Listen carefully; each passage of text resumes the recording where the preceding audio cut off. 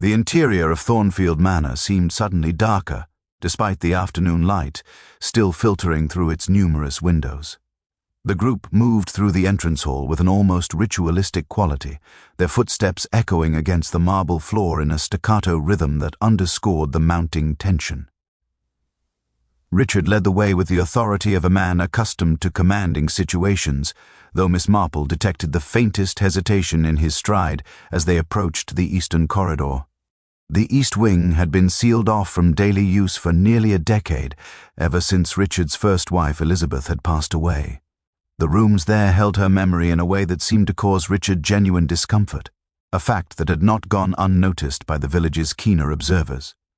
Catherine had tactfully refrained from modernizing those spaces, a gesture of respect that Miss Marple had quietly noted as either genuinely considerate or remarkably strategic, the distinction between these two interpretations being, in her experience, often negligible.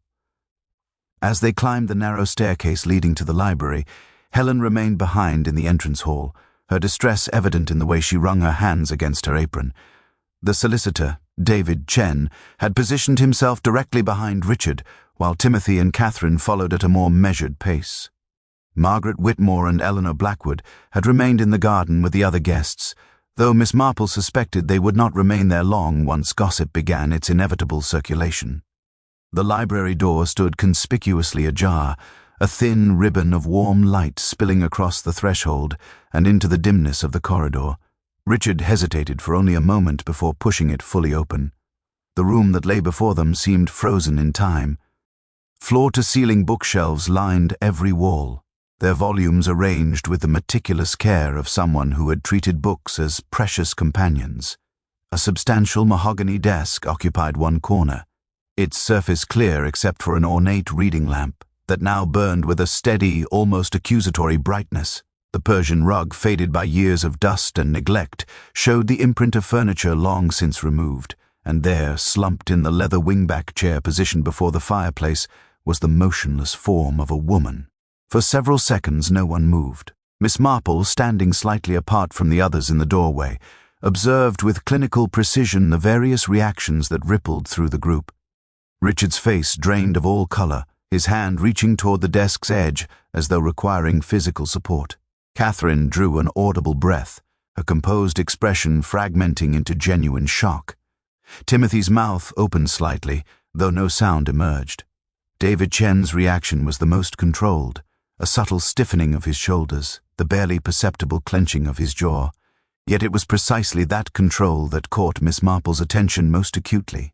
The woman in the chair was Margaret Ashford, Richard's younger sister, who had been living abroad for the past several years and was not, to Miss Marple's certain knowledge, expected to return to England for at least another month. Her head hung at an unnatural angle, tilted backward against the chair's high back. Her left hand dangled at her side, while her right rested upon the armrest, as though she had simply fallen asleep mid-afternoon in this forgotten room. Yet she was most decidedly not asleep. Richard was the first to recover sufficient motor control to approach her, though his movements were stiff and mechanical. He reached out with trembling fingers, checking for a pulse set. Margaret's throat with a kind of desperation that revealed he already knew what he would and would not find. When he withdrew his hand, his expression had hardened into something resembling shock masked by shock. "Send for the police," he said quietly to David Chen. "And ring the doctor, though I suspect—" He left the sentence unfinished, the implications too obvious to require articulation. Catherine had moved to stand beside her husband, her hand now gripping his arm with considerably more pressure than the casual touches that had characterized their earlier interactions. Miss Marple noticed that Catherine's eyes remained fixed, not on Margaret's corpse, but rather on Richard's face, as though searching for something in his reaction that held considerable importance to her. Timothy remained motionless in the doorway, his complexion now the color of old parchment. His gaze seemed to be fixed on the reading lamp, the source of that light that had first alerted Helen to the room's occupancy. Miss Marple wondered fleetingly whether he was noting the lamp itself, or whether his unfocused stare indicated something rather different, a mind too overwhelmed to process what it was being forced to witness. "How long has she been here?" Eleanor Blackwood's voice came from behind Miss Marple. The vicar's widow had followed the group into the manor, her gentle concern for propriety apparently overridden by her genuine distress at the situation. "Perhaps since this morning," Richard replied mechanically. "The staff would have no reason to enter this wing. No one would have reason to come here." But even as he spoke these words, Miss Marple observed his eyes moving around the room with a searching quality that suggested he was not entirely convinced of his own statement. And when his gaze fell upon the mahogany desk, she noted a peculiar tension in his shoulders, a stiffening thaw. Tea lasted only a fraction of a second before his self-control reasserted itself. She moved forward with the unhurried grace of someone who had attended to the deceased before and would likely attend to them again. As she approached Margaret's still form, her sharp eyes catalogued the details that others, in their shock, might overlook: the slight discoloration on Margaret's neck, the faint smell of bitter almond beneath the room's accumulated mustiness, the precisely folded handkerchief on the table beside the chair. Miss Marple touched nothing, merely observed, filing away each detail into the vast architecture of human knowledge that she had spent a lifetime constructing.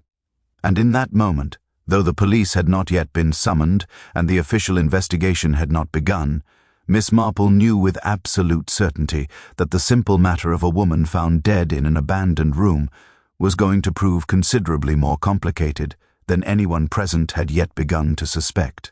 The police arrived within 40 minutes, though in the heightened tension that had descended upon Thornfield Manor, the interval felt considerably longer. Inspector Graves was a competent man of middle years, with the practical demeanor of someone who had dealt with enough village crises to appreciate efficiency without sensationalism. He was accompanied by a younger sergeant and a police photographer, and within minutes the East Wing Library had been cordoned off with the methodical precision that seemed to transform shocking tragedy into manageable procedure. Miss Marple had excused herself from the immediate vicinity of the body, finding instead a quiet corner of the manor's sitting room where she could observe the controlled chaos that was unfolding.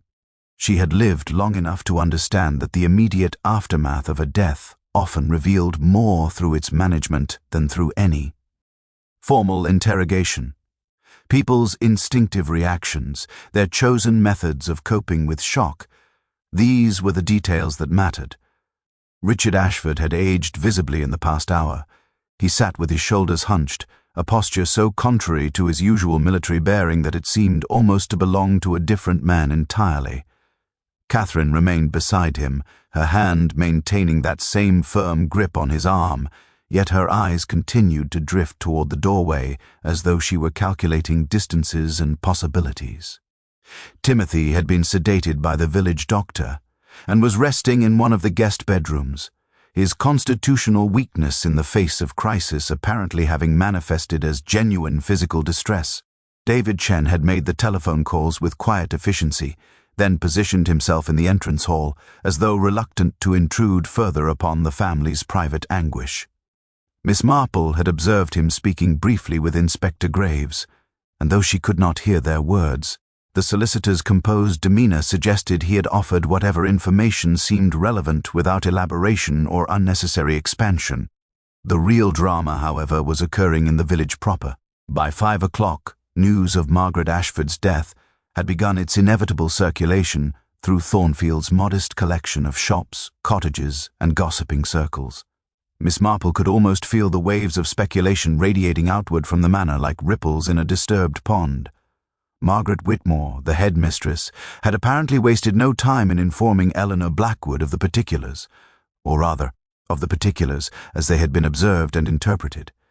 Eleanor, in her turn, had likely mentioned the matter to the vicar, who would have felt obligated to inform his parishioners that prayers might be appropriate, thus guaranteeing that the information would have reached the post office, the grocer's shop, and Mrs. Patterson's notorious tea circle by evening.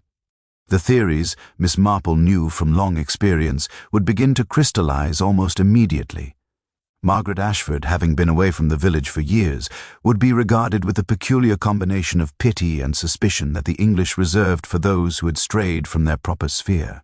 The fact that she had returned unannounced would be noted as significant. The fact that she had been found in a room that had belonged to her brother's deceased first wife would be seen as pregnant with meaning, though the precise nature of that meaning would vary considerably depending upon which version of the story one heard. As evening deepened into twilight, Miss Marple found herself standing in the Manor's library. A different library from the one containing Margaret's body, this one comfortable and actively used. She had withdrawn a volume of poetry from the shelves, a copy of Christina Rossetti that she had read so many times that the spine was nearly broken. Yet her eyes did not actually register the words on the page. Instead, her mind was occupied with the patterns she had observed. There was the matter of the lamp, for instance, the reading lamp that had been switched on in a room that had gone unused for years. Someone had deliberately activated it, which suggested either that Margaret herself had turned it on, perhaps to read, or simply out of habit, or that someone else had done so for reasons that remained opaque. Why illuminate a room if one were attempting to conceal a crime? Unless, Miss Marple thought, the illumination had served a different purpose entirely.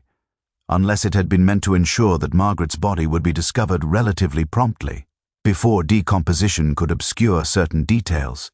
There was also the matter of Margaret's appearance. She had been impeccably dressed, wearing a grey wool suit that appeared relatively new, with shoes that had been polished with careful attention.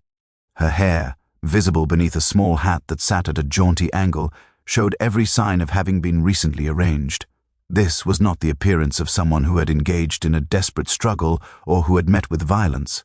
This was the appearance of someone who had been meeting with intention. And then there was the handkerchief, neatly folded on the table beside the chair. Miss Marple had noted its precise placement, the careful way it had been arranged.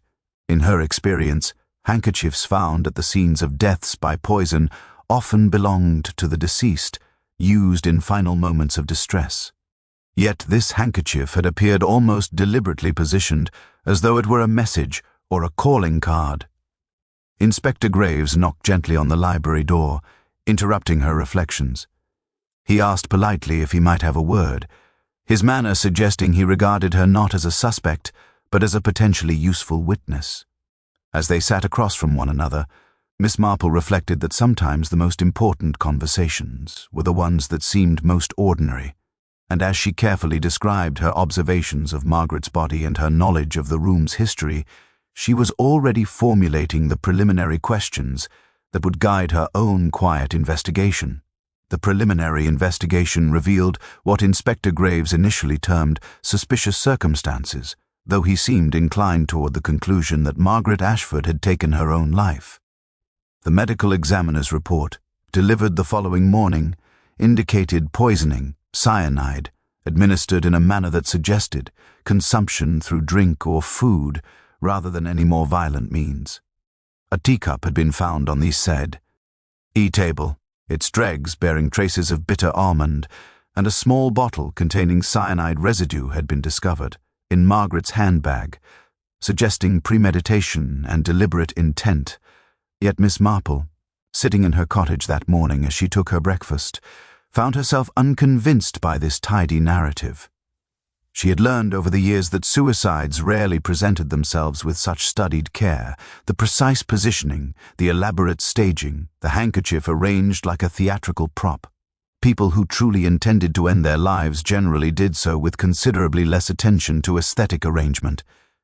By mid-morning she had received a visit from Eleanor Blackwood, ostensibly to inquire whether Miss Marple had slept well, but transparently seeking to discuss the previous day's shocking events. Eleanor sat in the parlor with a cup of tea balanced in her lap, her gentle face etched with genuine distress. "It seems impossible," Eleanor said softly. "That poor girl," for she was still a girl in many ways despite her years abroad. I remember her quite distinctly from before she left. She was always rather sensitive, rather inclined toward melancholy. "Is that so?" Miss Marple replied, her needlework remaining steady in her hands. "I confess I knew her only slightly. She had been away for such a considerable time. People do change, Eleanor, sometimes dramatically. But to return home only to do such a thing. It suggests a darkness that one might not have anticipated." Eleanor paused, then continued in a lower voice. Though there are those in the village who are suggesting rather different possibilities. Margaret Whitmore, for instance, was saying this morning at the post office that it seemed rather convenient that Margaret should die when she did, given the current state of affairs at the manor. Miss Marple set down her needlework and regard. Dead Eleanor with sudden attention. The current state of affairs? Eleanor coloured slightly, clearly uncertain whether she should continue, yet propriety and gossip were engaged in a constant battle within her, and gossip, Miss Marple had observed, generally prevailed when the circumstances seemed sufficiently urgent. Richard's marriage to Catherine, Eleanor said carefully.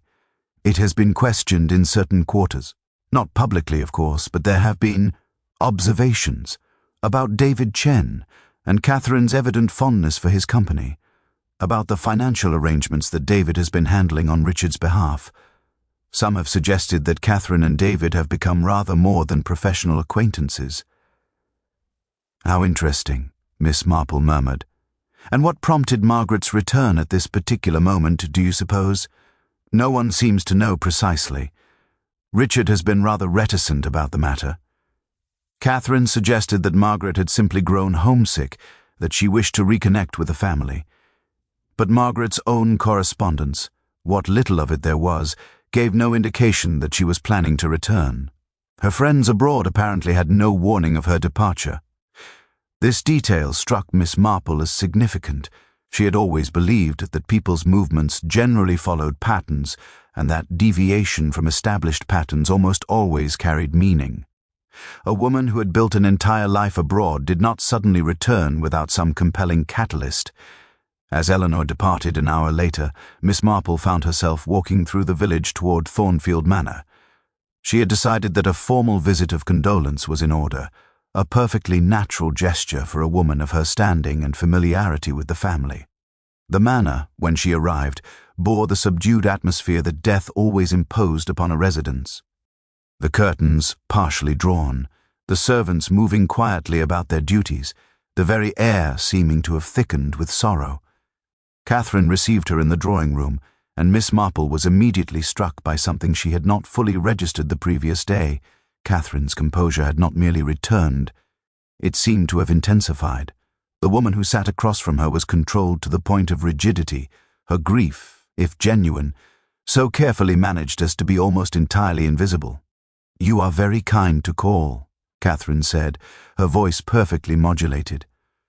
"Richard is occupied with solicitors regarding Margaret's estate. It appears she left quite specific instructions regarding the disposition of her property." "How extraordinary," Miss Marple observed.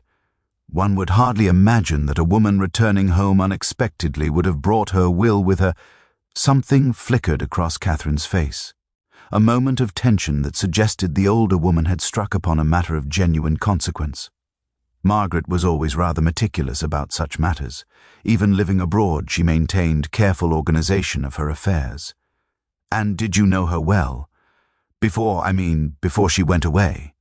Catherine's hands, which had been resting calmly in her lap, tightened almost imperceptibly. "Not particularly.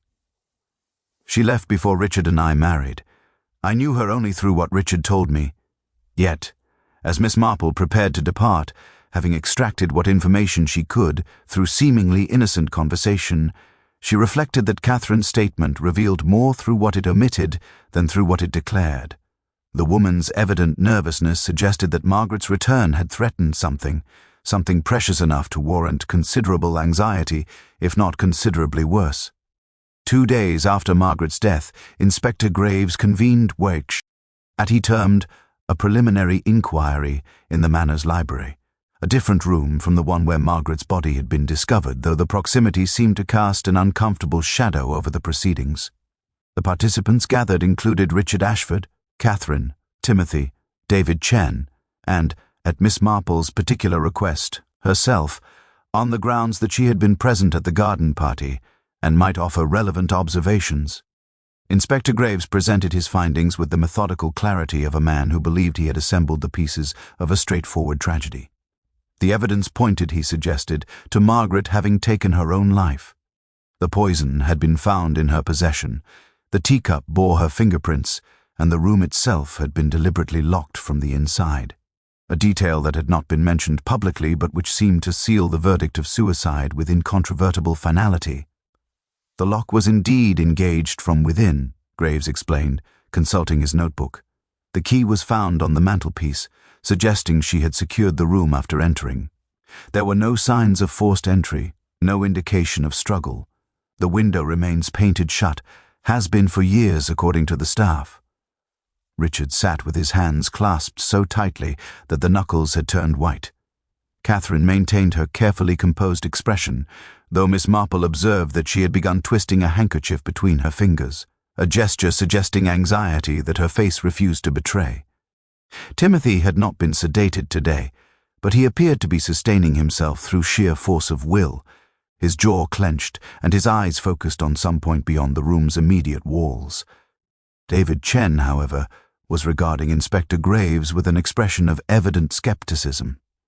When the inspector paused in his exposition, the solicitor cleared his throat. "Inspector, I wonder if I might raise a matter that seems to have been overlooked." Graves turned toward him with the wary attention of someone whose investigation was being questioned by a professional man trained in precision and legal argument. "By all means, Mr. Chen. Margaret Ashford's will," David said carefully. "As her solicitor, a role I assumed only yesterday upon Richard's request that I handle her estate, I have examined her papers. The will she executed is dated merely 3 months ago. More significantly, it contains a provision that seems rather at odds with the theory of suicide. And what provision might that be?" Graves inquired.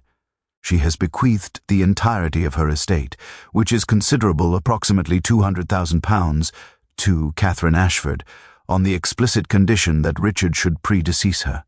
If Margaret were to die first, the estate reverts to Richard." The silence that followed this revelation seemed to compress the air within the room. Richard's head jerked upward with visible shock. Catherine's hands went entirely still, the handkerchief forgotten. Timothy's eyes refocused with sudden, acute attention. "That is an unusual arrangement," Graves acknowledged, his pen poised over his notebook. "Particularly the condition regarding Richard's survival." "Would you elaborate, Mr. Chen?" David had retrieved several sheets of paper from his briefcase. "The will is explicit. Margaret stipulated that her intention was to ensure that her brother would benefit from her estate if he should survive her, which, given the age differential, seemed unlikely to her, but that if she should predecease him, Catherine would receive nothing from Margaret's holdings. The phrasing suggests Margaret harbored significant concerns regarding the financial propriety of Richard's marriage to Catherine. That is a matter of family bus." "Ines," Richard said sharply, his voice cracking slightly with emotion. "Margaret was abroad for years. She knew nothing of my marriage, nothing of Catherine's character, or the circumstances of our union." "Perhaps," David replied with professional neutrality. "Yet it is curious that Margaret should have returned to England at precisely this moment, altered her will in such a manner, and then taken her own life within days of her arrival. Most individuals contemplating suicide do not spend their final hours revising testamentary documents." Inspector Graves was now regarding the assembled group with considerably more attention. "Mr. Ashford, you indicated that your sister's return was unexpected. When precisely did she arrive?"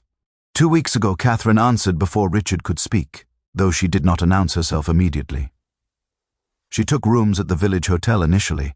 Richard only discovered she was in England when she presented herself at the manor. And what was her stated purpose for returning?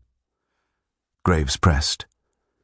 "She wished to reconnect with the family," Richard said, though the words seemed to emerge with considerable effort. "We had corresponded sporadically over the years, but she had built a life abroad. I was surprised to see her—" Miss Marple, who had remained silent throughout this exchange, now observed that Timothy had become increasingly agitated. His fingers drummed against the armrest of his chair, and his breathing had become noticeably shallow. When she caught his eye, he immediately looked away, but not before she had glimpsed something in his expression that suggested knowledge of matters that had not yet been disclosed. "There is another matter," David continued, extracting a final document, Margaret's correspondence with a solicitor in Geneva, where she had been residing. In letters dated approximately 3 months ago, she expia est her intention to return to England and to settle a family matter that had been left unresolved for too many years.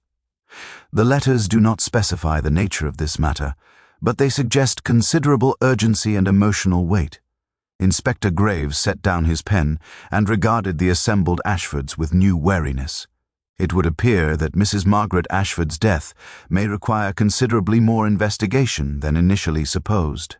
The theory of suicide, while superficially supported by certain evidence, does not adequately account for the deliberate alteration of her will or her cryptic correspondence regarding urgent family business. As he spoke these words, Miss Marple found herself watching Timothy's face and observing the precise moment when whatever emotions he had been containing finally threatened to break through his attempted composure. The young man's hands had begun to tremble, and a thin film of perspiration had appeared on his forehead. She knew with absolute certainty that Timothy Ashford held knowledge that would fundamentally alter the investigation's trajectory, and she suspected that whatever he knew, he had been hoping, desperately hoping, that it would die with Margaret. Timothy Ashford left Thornfield Manor that evening without formal permission, a departure that Inspector Graves noted with considerable significance. The young man had claimed illness and excused himself from dinner, yet by 9 o'clock it became evident that he had left the house entirely. His motor car was absent from the garage, and his bedroom window had been left open, a theatrical touch that suggested panic rather than deliberate planning. Inspector Graves had him located by midnight, discovered at a public house in the neighboring village of Millbrook, nursing what appeared to be his 5th whiskey of the evening. When brought back to the manor for questioning, Timothy's composure had deteriorated entirely. His hands shook as he was seated in the library, and his eyes bore the haunted quality of a man whose carefully constructed defenses had crumbled beyond repair. Miss Marple, observing from a position that allowed her to remain inconspicuous, noted that Inspector Graves employed a remarkably gentle interrogation technique. Rather than attacking Timothy with accusations, the inspector allowed silence to work its inevitable magic, and after approximately 3 minutes of that silence, Timothy's emotional dam burst. "I didn't know she was going to return," he said, his voice barely above a whisper. "I didn't know she even knew. Margaret went away when I was still a child. I barely remembered her. She was just gone." "Knew what, exactly?" Graves prompted, his tone deliberately neutral. "About the money," Timothy replied. "The money that Father stole from the firm. Years ago, when I was first working there, I discovered discrepancies in the accounts, amounts that had been withdrawn without proper authorization. At first, I thought there had been clerical errors, but when I investigated further, I realized that Father had taken substantial sums, approximately £50,000 over a period of 5 years. Richard's face had drained entirely of color. Catherine's carefully maintained composure shattered visibly. Even David Chen, whose professional demeanor had remained relatively constant throughout the evening, appeared genuinely shocked by this revelation. "I confronted him about it," Timothy continued, his words now pouring forth with the desperate speed of confession. "I didn't report it to the authorities, because he was my father, because I thought perhaps there was an explanation I didn't understand. But there wasn't. He had taken the money. For Catherine's medical expenses, he claimed. For investments, I had failed, for reasons that seemed to shift depending on his mood." "And what was your resolution to this discovery?" Graves asked. "I demanded that he repay the amount," Timothy said. "I said I would go to the authorities if he didn't. We reached an agreement. He would repay me gradually, and I would keep silent. It was an arrangement that satisfied no one, but it prevented the entire matter from becoming public knowledge." "How long ago did this occur?" Graves inquired. 7 years, Timothy replied. "Nearly 8. I have received approximately £30,000 of the amount owed. The remainder was outstanding when Margaret arrived." The implication hung in the air with terrible clarity. Miss Marple watched as the implications seemed to crystallize in Inspector Graves's mind. Margaret, having apparently discovered the financial irregularities through her own correspondence or investigation during her years abroad, had returned not merely to reconnect with her family, but to confront the theft that had occurred during her absence. A theft that, if exposed, would destroy Richard's reputation, invalidate his marriage, and potentially result in criminal prosecution. "Mr. Ashford," Graves turned his attention to Richard, "is this account accurate?" Richard seemed to have aged decades in the past few minutes. When he finally spoke, his voice emerged as barely more than a ragged whisper. "It is substantially accurate, though Timothy has omitted certain details. The money was taken for reasons that seemed important at the time, but which now appear unutterably foolish. Catherine's medical expenses were genuine. She suffered a serious illness in the early years of our marriage that required expensive treatment not covered by standard insurance. But there were also indiscretions, investments in ventures that promised returns but delivered only loss, debts contracted to men of questionable character. And when Margaret discovered this," Graves pressed. "I don't know how she discovered it," Richard said heavily. "But when she arrived and demanded a private conversation, she informed me that she had become aware of the missing funds. She said she could not, in good conscience, remain silent. She intended to report the matter to the authorities, to the insurance board that regulated my firm. She gave me a fortnight to make arrangements before she would come forward." "A fortnight from when?" Graves asked. "From 3 days before she died," Richard replied. The silence that followed this statement seemed to compress all the air from the room. Miss Marple observed that Catherine's hands had begun to tremble with visible intensity. Timothy had covered his face with his palms. David Chen had turned slightly away, his professional detachment finally cracking to reveal genuine distress at the situation's implications. "It would appear," Inspector Graves said slowly, "that the theory of suicide requires substantial revision. Margaret Ashford's return was motivated by legitimate moral concern regarding financial crimes. Her death, occurring so conveniently before she could report these crimes to the authorities, suggests a far darker narrative than one of personal melancholy." He turned his attention to Richard. "Mr. Ashford, I must ask you directly, did you administer cyanide to your sister in order to prevent the disclosure of your financial crimes?" "No," Richard said, but the word emerged weakly, undermined by his visible distress and the circumstantial weight of evidence that seemed to crush upon him from all directions. Yet as Miss Marple observed this scene of apparent confession and accusation, her sharp mind detected something that others had overlooked.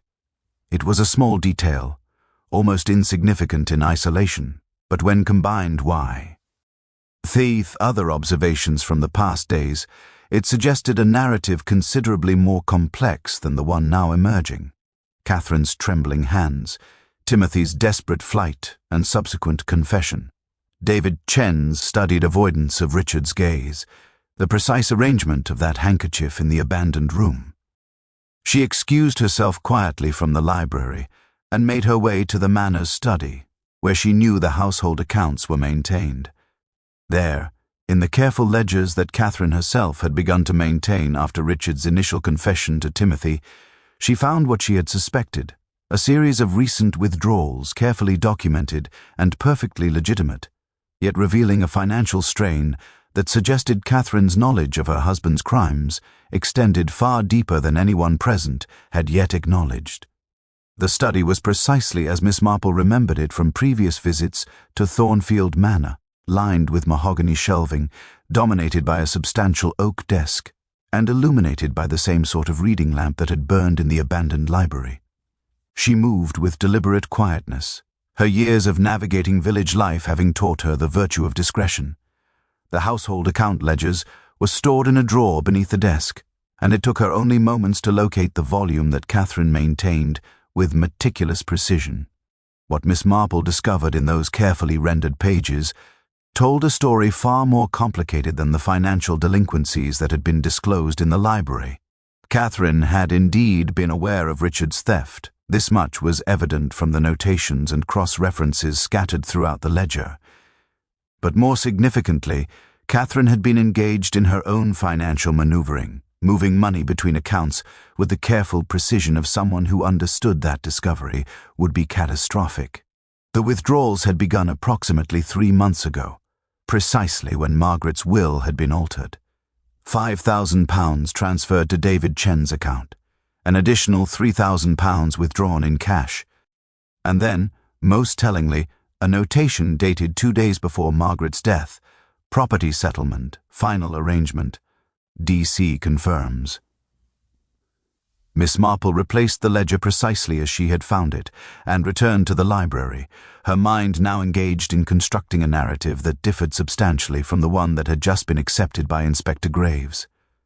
She found the inspector still engaged in taking statements, though Richard had been allowed to retire, and Timothy remained seated in a state of emotional exhaustion that suggested he had surrendered entirely to the weight of his confession.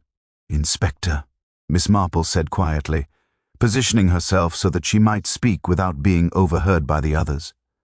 "Might I trouble you for a word in private?" Graves regarded her with the particular attention that he had extended to her throughout the investigation. The careful regard of a professional man who recognized that an elderly woman's observations might contain significance that younger, more distracted minds would overlook. He excused himself and followed her into the entrance hall.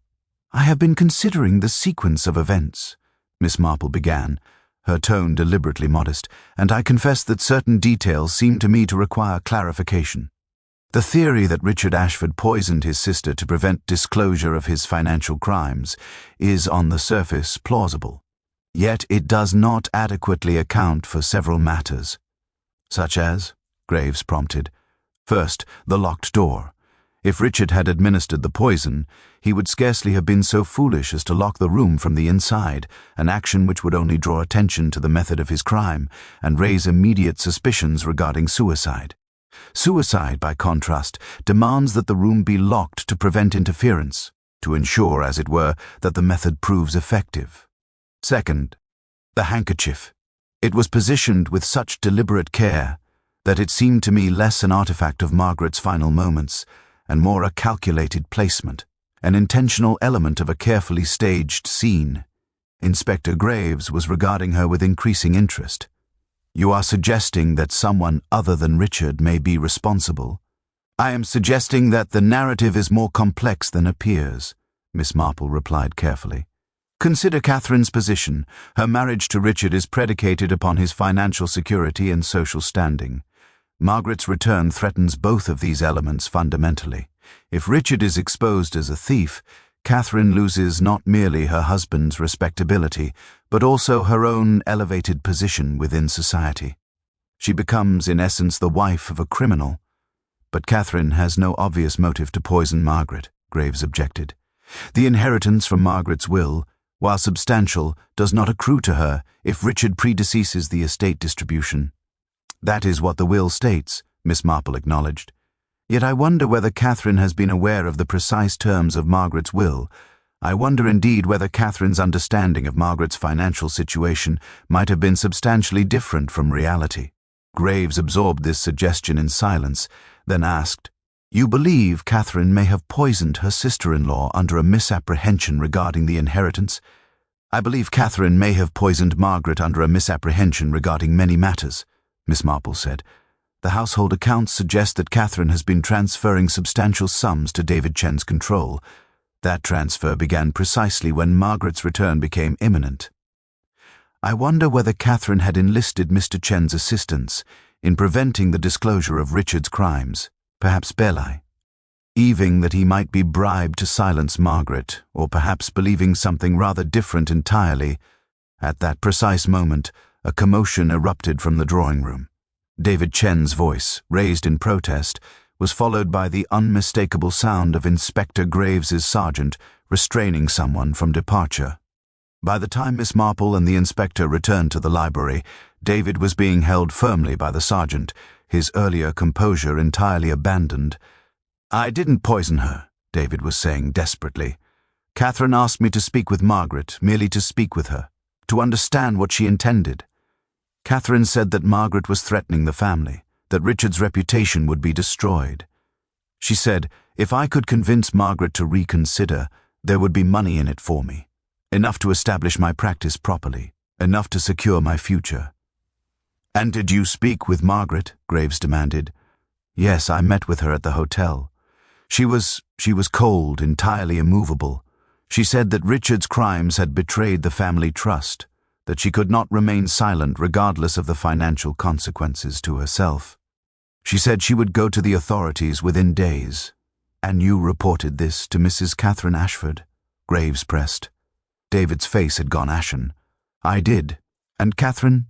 "Catherine said that if Margaret proceeded with her intentions, everything would be ruined. She said that Margaret had always been weak, always been troubled. She said that Margaret had spoken of ending her life, that Margaret had suffered from depression during her time abroad. She asked me whether I thought it possible that Margaret might take her own life before she could carry through on her threats. The implication hung in the air with terrible clarity." Miss Marple watched as the full weight of comprehension settled upon Inspector Graves's fetu. Res. Catherine had not merely asked David Chen to dissuade Margaret. She had planted in his mind a seed of suggestion. The notion that Margaret might be suicidal, that her death might be not merely possible but probable, that he need only provide her with the means. David Chen's confession, while damning, remained incomplete. He had spoken with Margaret, had reported her immovable stance to Catherine, but he steadfastly maintained that he had not administered the poison. He claimed ignorance regarding how Margaret had obtained the cyanide, insisted that he had merely conveyed information and accepted Catherine's money without fully comprehending the implications of his actions. Whether this was truthful or a carefully constructed defense remained unclear, but Inspector Graves had ordered him detained pending further investigation. The manor had descended into a state of profound disquiet. Richard remained sequestered in his study, his financial crimes now public knowledge alongside the suspicion that his wife had orchestrated his sister's death to protect his reputation. Timothy had been released from immediate suspicion, though the weight of his confession seemed to have rendered him barely functional. Only Catherine remained outwardly composed, though that composure had taken on a brittle quality, as though it might shatter at any moment under insufficient provocation. It was at this juncture that Miss Marple requested a private audience with Catherine. Inspector Graves, recognizing that an elderly woman might succeed in eliciting information where more formal interrogation had failed, granted permission for the meeting to occur in the drawing room under his discreet observation. Catherine was arranging flowers when Miss Marple entered, a detail that struck the older woman as simultaneously theatrical and unconsciously revealing. The act of arranging flowers of impos, in order upon natural chaos, suggested a mind still grasping for control over circumstances that were rapidly spiraling beyond her ability to influence them. "It is kind of you to visit," Catherine said, her voice carrying only the faintest tremor. "Everyone else seems to have abandoned me to my supposed crimes." Miss Marple settled herself into a chair with the unhurried grace that had become her trademark. "I have not come to accuse you of crimes, Mrs. Ashford. Rather, I have come to understand the particular circumstances that led you to your current predicament. Understanding, I have found, is often more valuable than judgment." Something in this simple statement seemed to touch Catherine in a manner that formal interrogation had not. She set down the flowers and turned to face Miss Marple directly, and for the first time since Margaret's death, the careful facade slipped entirely. "I loved him," Catherine said quietly. "That is what no one understands. When I married Richard, it was not for his money or his position, though those things mattered. I loved him. I saw something in him, a capacity for gentleness beneath his authoritarian exterior, a vulnerability that he allowed only me to witness." "And when you discovered his financial crimes?" Miss Marple inquired gently. "I was devastated," Catherine replied. "Not morally, I confess, but personally, because it revealed that I had misjudged him fundamentally. The man I believed I had married, capable of genuine feeling, genuinely good at his core, did not exist. He was weak. He was a thief. He was a man who had stolen from his own business, betrayed the trust of his partners, all for reasons that amounted to vanity and cowardice. Yet you chose to protect him," Miss Marple observed. "What choice did I have?" Catherine's voice had taken on a desperate edge. "To allow his exposure would destroy him utterly. It would destroy me. Everything we had built together, the life we had constructed, the position we held in society, it would all crumble. And for what? For the satisfaction of legal consequence. for the vindication of moral principle. And so when Margaret returned with the intention of exposing his crimes, you perceived her as a threat not merely to Richard but to yourself, Miss Marple said. It was not a question. Catherine sank into the chair opposite Miss Marple's. I did not intend for her to die. That must be understood. I merely wanted her to understand the situation. I wanted to appeal to her sense of family obligation, to her love for Richard, to convince her that exposure would cause suffering disproportionate to the moral necessity of the act. You enlisted David Chen to assist you in this persuasion. I asked him to speak with her, yes, to help me understand her reasoning, to perhaps find some common ground. I told him that Richard's reputation would be destroyed, that the family would be ruined. I may have suggested, I may have implied, that Margaret had always been emotionally fragile, that she had spoken of depression to me during one of our conversations. I was manipulative, Miss Marple. I was dishonest. But I did not poison her. Miss Marple was observing Catherine with the sort of attention that had served her well for decades. She was noting the precise moment when Catherine's eyes shifted focus, the barely perceptible tension that crossed the younger woman's shoulders at certain questions, the way her hands gripped the armrests when particular subjects arose. You say you did not poison Margaret, Miss Marple said slowly, yet the cyanide was found in her possession. The poison had been administered. She was dead within hours of speaking with David Chen, hours during which you had ample opportunity and demonstrated motive. I did not poison her, Catherine repeated, and something in the absolute conviction of her tone suggested genuine truth. I swear to you, I did not. Then who did? Miss Marple asked, and in that moment she observed something extraordinary cross Catherine's face. It was not shock or uncertainty. It was, rather, a sudden crystallization of comprehension, as though a truth that had existed at the periphery of Catherine's consciousness had suddenly moved into clarity. Oh God, Catherine whispered. Oh God, it wasn't. It couldn't have been. Richard, Miss Marple said gently, you are comprehending that your husband may have taken matters into his own hands, that he may have poisoned his sister not with your knowledge or assistance, but independently, to prevent the ruin that Margaret threatened. Catherine's face had gone entirely white. When she spoke again, her voice emerged barely above a whisper. That would mean I have been protecting a murderer, that I have been manipulated into complicity by a man who was using my own love for him against me, that everything I have done, everything I have sacrificed, has been in service of something fundamentally obscene. And as Miss Marple watched the comprehension settle upon Catherine's features, she recognized that this particular revelation might prove far more devastating than any formal accusation could have been. Catherine's revelation proved to be the catalyst that transformed the investigation's trajectory entirely. Within hours of her private conversation with Miss Marple, she had requested a formal meeting with Inspector Graves and provided a detailed account of her conversation with David Chen immediately following his meeting with Margaret. David, it transpired, had explicitly mentioned that Margaret had spoken of her lifelong struggles with melancholia, that she had confessed to David her fear that returning to England would only exacerbate her emotional fragility.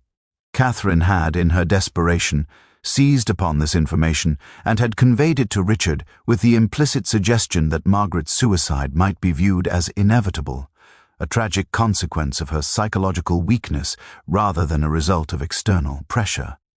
What Catherine had not disclosed, however, was that Richard had subsequently left the manor on the afternoon before Margaret's death, claiming to be attending to business matters at his office. His movements during those crucial hours had been unaccounted for, and when confronted with this detail, Richard's carefully maintained composure finally fractured entirely. He was found in his study, having consumed a considerable quantity of whiskey, his face ravaged by an expression of such profound anguish that even Miss Marple felt a flicker of genuine compassion for the man. When Inspector Graves entered with his sergeant, Richard did not resist. He seemed rather to welcome the prospect of confession with the desperation of someone for whom continued deception had become unbearable. I went to the hotel, Richard said, his words emerging in a slurred, broken cadence. I went to speak with her one final time. I believed that if I could make her understand the full extent of the damage her disclosure would cause, if I could appeal to her sense of family loyalty, perhaps she would reconsider. I took the cyanide with me, though I did not consciously acknowledge that intention. It was as though some part of my mind had already made the decision that my conscious self was not yet prepared to accept.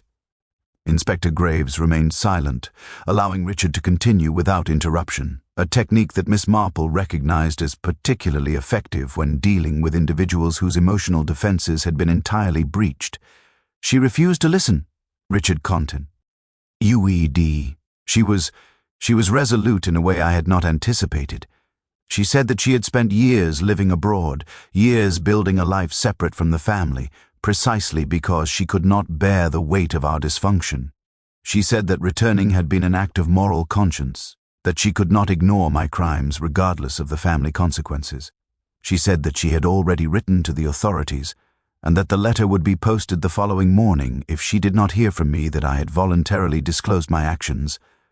Richard paused, his hands trembling as he reached for his whiskey glass. I realized at that moment that there was no resolution that would preserve both my freedom and my reputation. The choice before me was between exposure or something else entirely. I thought of Catherine, of how her life would be destroyed by association with my crimes. I thought of Timothy and the burden he had carried in silence for so many years, and I thought of Margaret, so righteously certain of her moral superiority, so willing to sacrifice her family to her principles. You administered the cyanide, Graves stated quietly. I suggested we have tea together as a gesture of reconciliation. I told her I had accepted her moral judgment and wished only to spend a final hour in her company before her disclosure destroyed everything. She agreed. I had brought the cyanide with me in a small vial, and I introduced it into her cup while she was distracted looking at a photograph I had brought, a family portrait from years before, when we were all still young and the world seemed less complicated.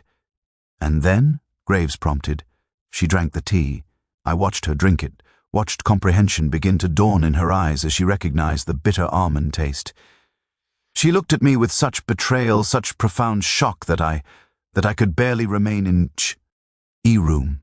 I left the hotel and drove aimlessly for hours, unable to return home, unable to face what I had done. Richard's voice had become barely audible by this point. I returned to the manor after dark and constructed a narrative in my mind that Margaret had taken her own life, that her depression had proven insurmountable, that there was nothing anyone could have done to prevent it. I even provided Timothy with reasons to believe that Margaret had seemed suicidal when they spoke briefly. I was attempting to establish a framework of explanation that would deflect suspicion. And the key to the locked room, Graves inquired. How did that come to be positioned as it was? Margaret had locked the door from the inside as I was leaving, Richard explained. It was a gesture of finality, I suppose, a way of preventing anyone from discovering what she had done, what I had caused her to do, before she was ready to be found. I took the key from her handbag after I realized she was dead. I thought that positioning it on the mantelpiece would reinforce the appearance of suicide. I was not thinking clearly. I was operating on instinct born of panic and desperation. Inspector Graves had Richard taken into custody, the formal arrest marking the conclusion of the investigation's primary objective. Yet as the officers led Richard away, Miss Marple remained in the study, her sharp eyes observing the man's hunched shoulders, the way his hands hung at his sides with the lassitude of someone for whom resistance had become meaningless. It was not until late that evening, after the manor had finally descended into an exhausted silence, that Miss Marple requested a final private conversation with Inspector Graves. She found him in the library, not the room where Margaret had died, but the comfortable, well-used library where she had withdrawn during the previous evening's chaos. "You have solved the case with remarkable efficiency," Graves acknowledged. "Your observation regarding the handkerchief and the locked door proved crucial to redirecting the investigation toward the correct suspect. The case was never particularly complicated," Miss Marple replied, settling herself into a chair with her characteristic unhurried grace. "The victim, the suspect, the motive, all of these were relatively obvious once one looked beyond the surface narrative. What interested me was not the solution to the murder, but rather the psychology that underlay it, the way in which fear and love can become so intertwined that they produce monstrous actions in otherwise decent people. Graves regarded her with the particular respect that he had developed for her throughout the investigation. "You believe Mr. Ashford to be decent, despite his crimes?" "I believe him to be human," Miss Marple corrected gently. "And humanity, Inspector, is a condition that encompasses both tremendous capacity for goodness and equally tremendous capacity for destruction. Richard Ashford did not intend to become a thief. He did not intend to become a murderer. Yet circumstance, weakness, and fear conspired to push him toward both actions. It is a tragedy, though perhaps not the sort that calls for vindication of moral principle. The weeks following Richard Ashford's arrest saw Thornfield Manor transform from a place of vibrant social activity into something resembling a mausoleum. The village, having gorged itself on the scandal with the voracious appetite that small communities reserve for genuine tragedy, began to settle into the contemplative phase that follows such disruption. The trial was scheduled for the spring assizes, and Richard's solicitors had indicated that he intended to plead guilty, thus sparing the community the theatrical spectacle of extended legal proceedings. It was during this period of relative quiet that Miss Marple received a visit from Timothy Ashford. The young man arrived at her cottage on an overcast afternoon, his appearance suggesting that the past weeks had aged him considerably. He carried himself with a newfound sense of purpose, however, and when Miss Marple invited him into her parlor, he settled into the offered chair with the manner of someone who had come to discharge an obligation rather than seek comfort. "I wished to thank you," Timothy began, his words emerging with obvious difficulty, "for your role in uncovering the truth regarding my father's actions. I realize that gratitude may seem an odd emotion to express, given that your investigation has resulted in my father's imprisonment and my family's complete social destruction. Yet I find myself genuinely grateful." Miss Marple set aside her needlework and regarded the young man with her characteristic attentiveness. "You are grateful because the truth, however painful, has liberated you from the burden of silence and complicity. Is that accurate?" "Precisely," Timothy replied, and something in his expression suggested relief at being so completely understood. "For 7 years I have carried the knowledge of my father's crimes.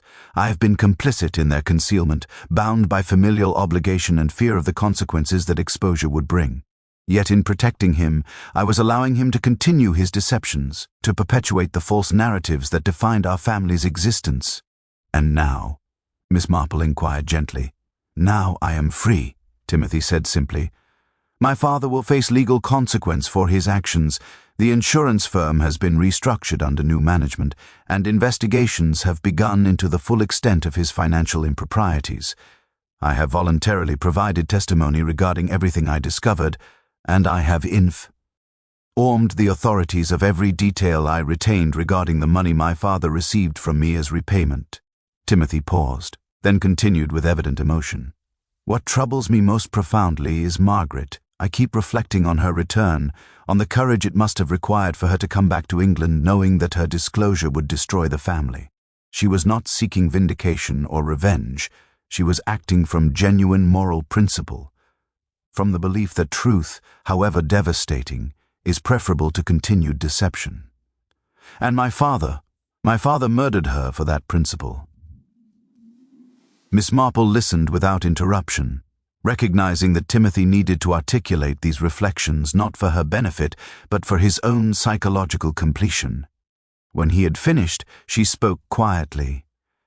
"Your sister was a remarkable woman, though I confess I knew her only briefly and primarily through observation. Yet, in the short time that she was present in our village, she demonstrated a moral clarity that is increasingly rare in our world. She chose conscience over comfort, chose truth over family loyalty. Those are not easy choices, and they often come at considerable cost." "Do you believe she would have been happy?" Timothy asked, and the question revealed the depth of his emotional engagement with his sister's tragedy.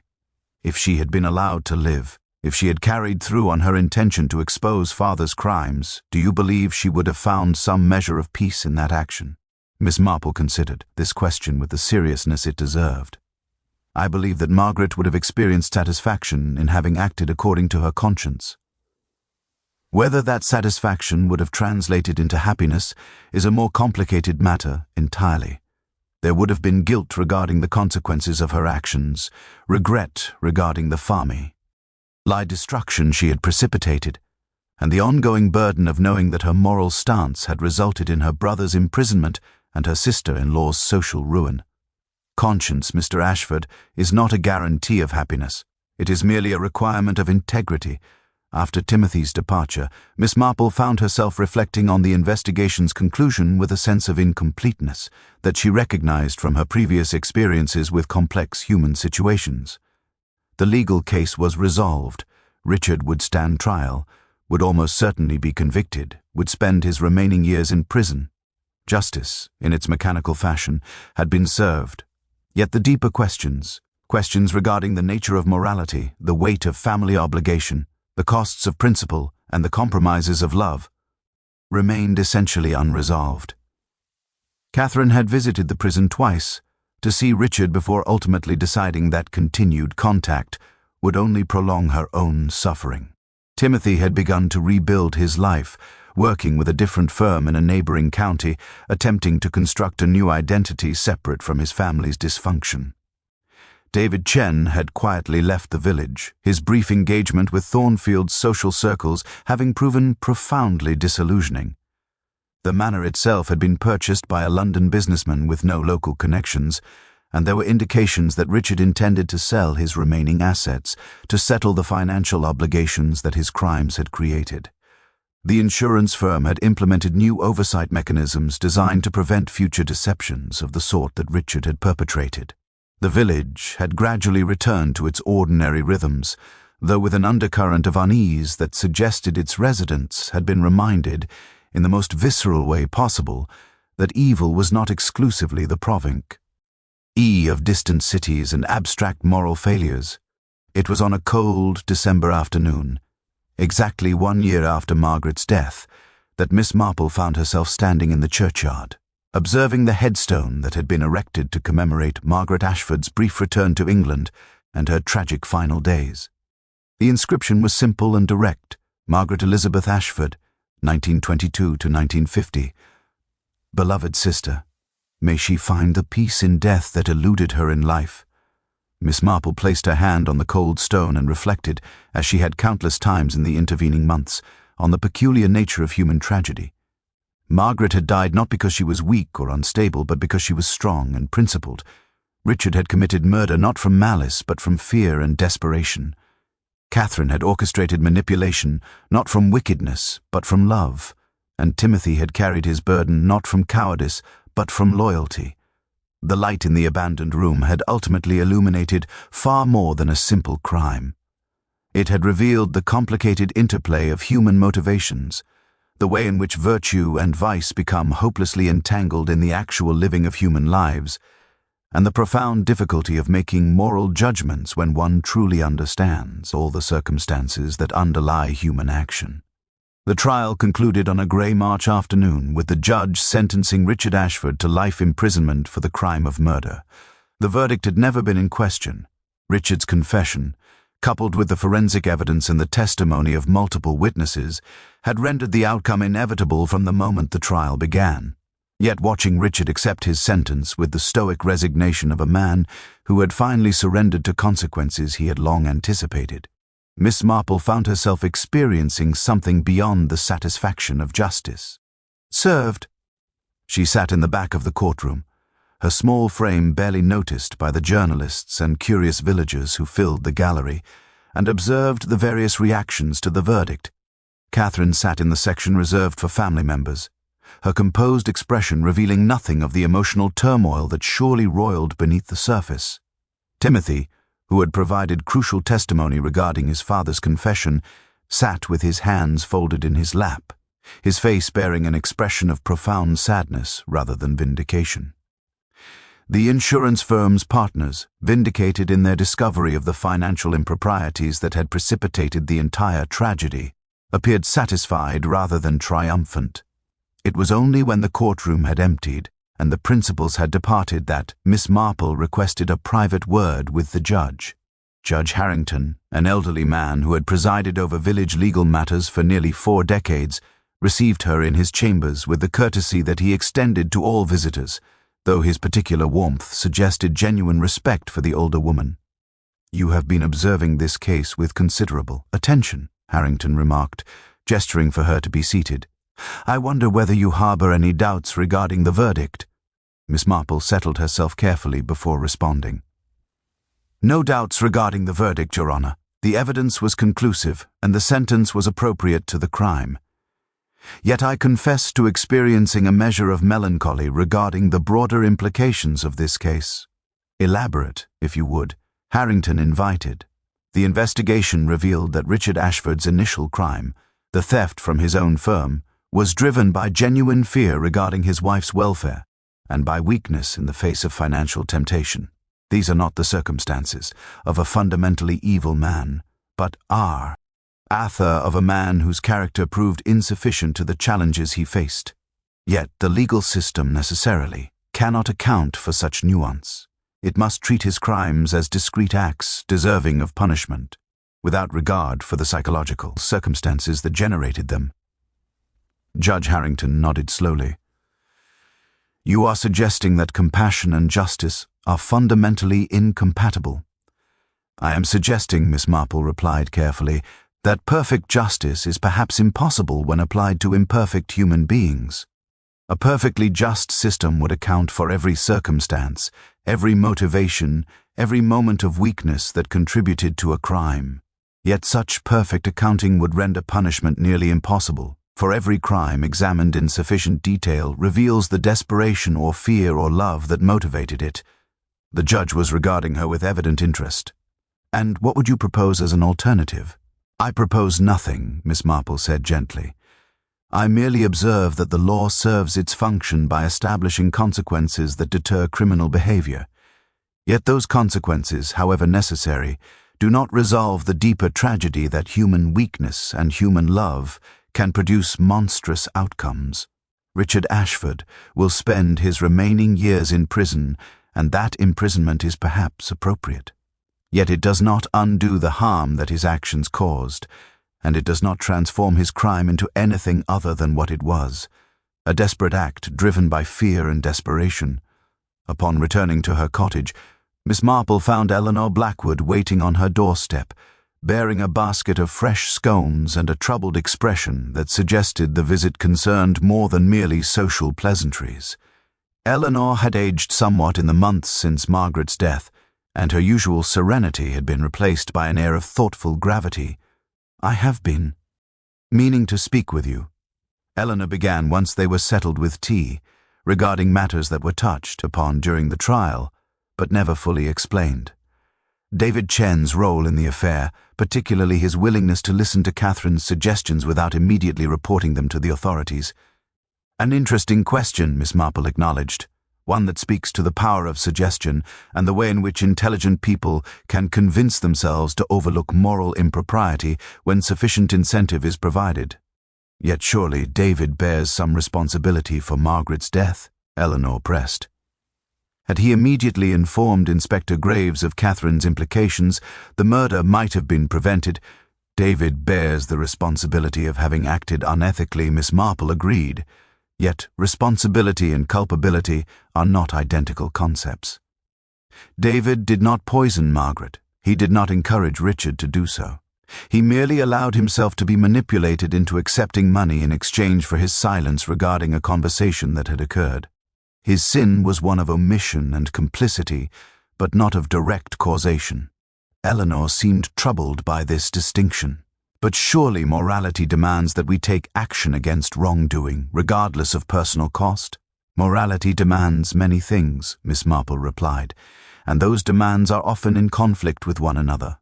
Morality demands that we protect those we love, that we act with prudence regarding our own welfare, that we respect the law, and that we challenge injustice. When these demands conflict, as they inevitably do in complex situations, we are forced to make choices that satisfy some moral imperatives while violating others.